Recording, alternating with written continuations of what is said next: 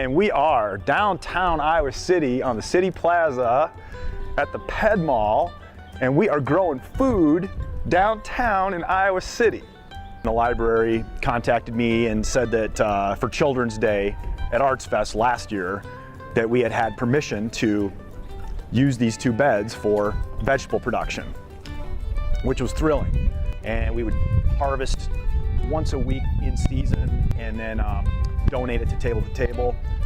Well, this year I'm going to learn from a couple mistakes I made last year. The sweet corn, for instance, that I put in on the other side down there was blown down several times in a windstorm. So I'm going to try to keep things a little lower. And that means putting in, for instance, some more root crops. Like we didn't do potatoes last year. I'm going to do potatoes, onions, beets, stuff that I don't have to worry about getting blown down too much. But what's really exciting is that, and this is what I'm doing with more schools too, is trying to think of a garden beyond just vegetables. So like I said, we have flowers, of course, because every garden needs to have flowers to attract beneficials, to pollinate, okay? Herbs, same thing. But not many people think about growing grains and specialty legumes down in gardens, in urban gardens. So we're gonna do some oats, barley, rye, wheat, that kind of stuff. You know, we're always putting down compost, but I also put down a cover crop last fall with rye seed.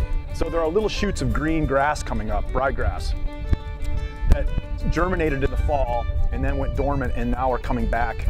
And so I'll turn that under and it will decompose and provide available nutrients for the next cycle of roots. But I was just really glad to see that it came back, because that's a wonderful sign of spring right there. Specifically for me personally, the homeless community sometimes in downtown here would come up and just sit down and talk to me, and we'd interact and share stories about our memories when grandma grew this. And you know, so in terms of a healing community thing, that's what really touched my heart. And when you can gather around a garden, there's a healing thing that happens there with not just food, but community, shelter, people coming together. I just can't say enough how this goes way beyond food and soil. You know, everything I try to teach, and I hope I'm successful at it, is life skills.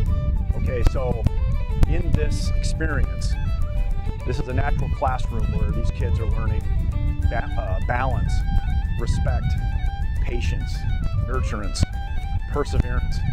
These are really incredible life skills that I have seen people understand when they nurture plants, and then they learn these life skills.